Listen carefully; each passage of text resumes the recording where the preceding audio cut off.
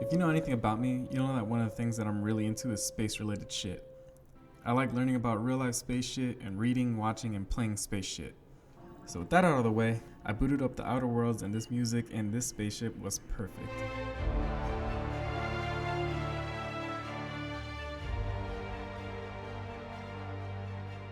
This music you're hearing in the background got me in the whole mood. So let's talk about it.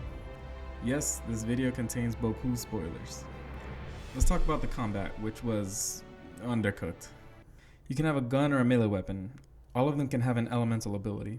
This is important to know and have since some enemies are resistant to certain types of ammo. The mods just change the weapon type or let you carry more ammo. All of the melee weapons are the same. You swing that shit at people, or you can charge up and swing that shit harder. There are some fun science guns.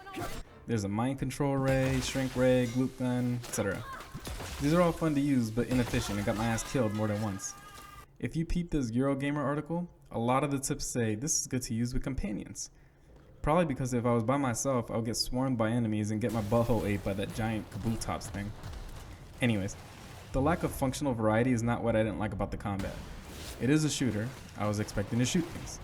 There are just a couple of major issues I had with the combat. First, this bullshit. You're going down.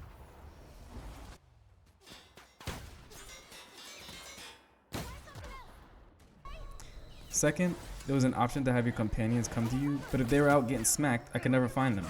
They didn't have nameplates above their names, and I didn't see an option to rectify that.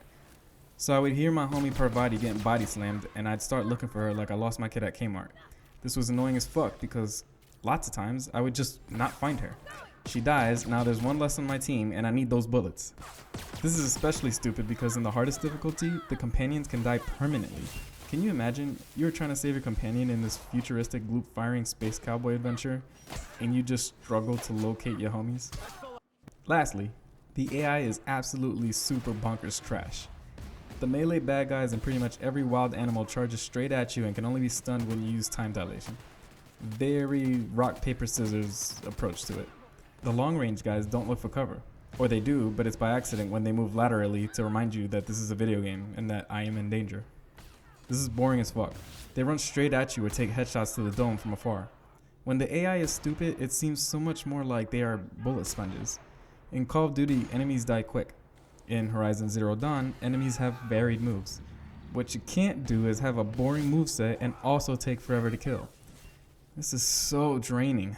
One part I especially hated was traveling by foot on Monarch.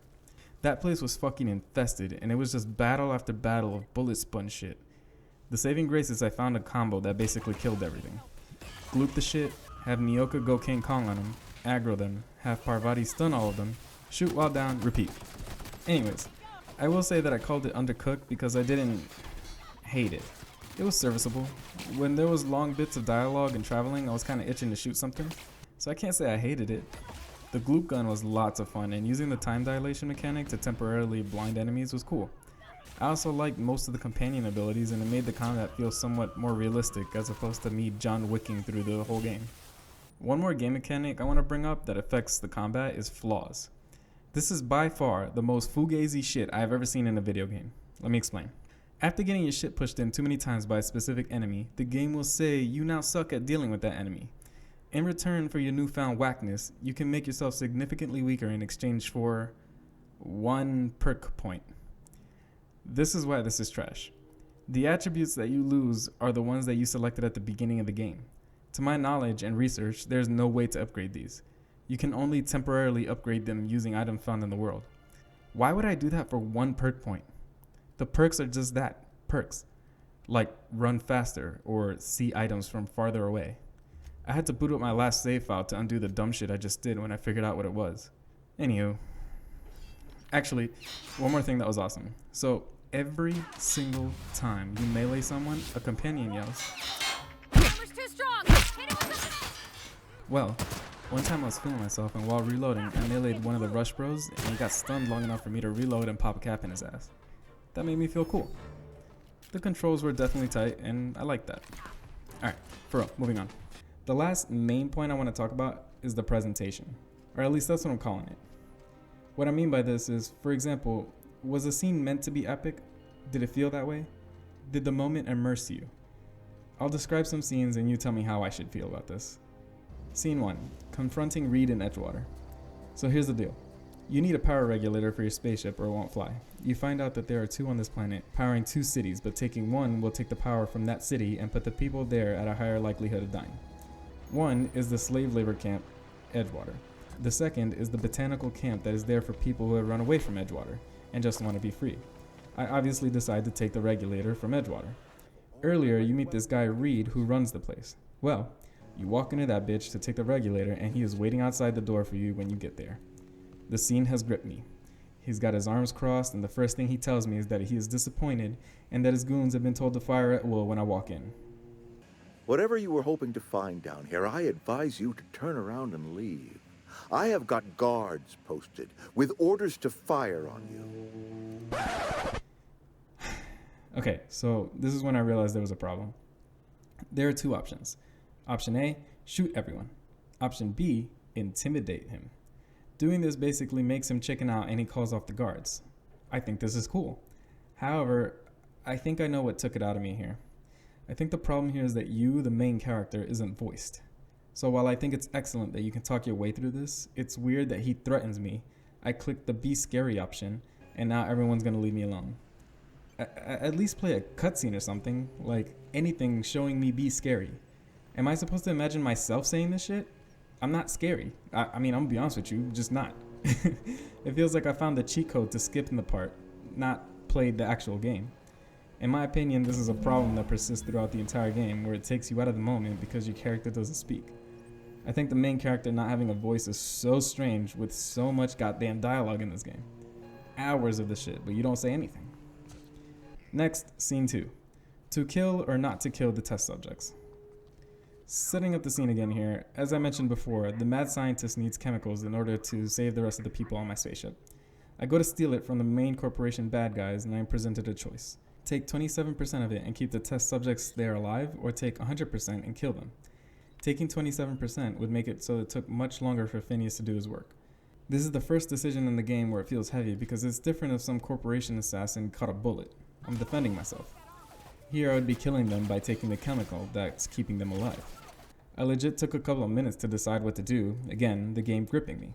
Excellent curveball thrown in. So what happens next? I decide to take 100%. I've already seen what the board is capable of, and I thought that killing these people would probably be mercy. I won't get into it, but the board/corporation people are cartoonishly evil, and I would be putting them out of their misery.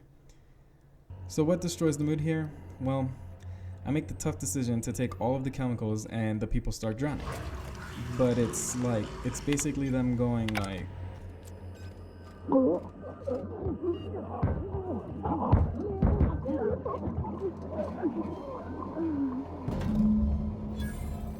I don't know, I feel like this was an opportunity to nail in the horror of what you just did.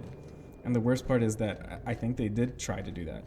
It's obvious that they are drowning, but they do it for like 2 seconds and then return to their original positions. No blood, no please help, nothing. This could have been a really dark moment in my whimsical journey, but instead I was just like, yeah, that wasn't good. Lastly, scene 3. Breaking into the most well-guarded prison in Halcyon and rescuing Phineas. So let me tell you something. If you're still listening to this video and have not played this game and want to, just go do it. Because if I had watched this, I might have just not ever played it. So the scene I'm talking about here is the entire final mission. You can choose to go in quiet or guns blazing. Well, I decide what quiet might look like. As soon as I land, I see the groundbreaker has also docked, and because we did a lot of shit for the people there, through side quests, they are sending their support. They are sending 1, 2, 3, 4 guys to help attack the most heavily guarded prison in this space colony. Look, I think it's cool when games do this. It's supposed to make the final battle feel epic. Like, woo, we're all storming the castle and shit. But first, where's the rest of the squad? Second, even if they had provided more backup, it still didn't feel like a big battle. I think I see the point now when games pull back the camera and show you what's happening, because this felt like every other battle. There are bad guys and I shoot them. Then the next bit is even worse. There's this big area with bad guys everywhere, and when I walk through, I noticed that I still have this disguise cloak thing from earlier in the game. Surely I can't use this to skip the whole area. Oh.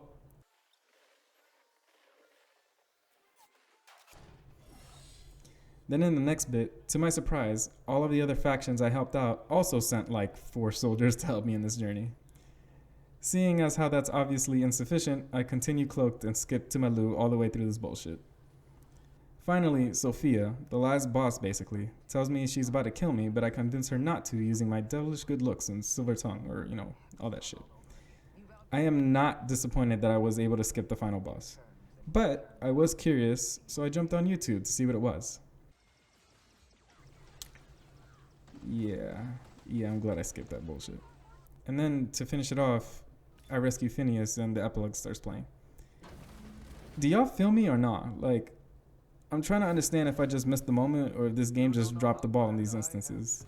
I think that they nailed the dialogue from the NPCs. I think they built some solid lore and the world building was great. But there were some parts where I think I literally frowned.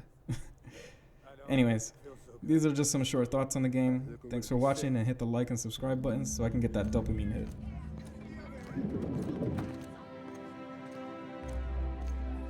I just need to sit down.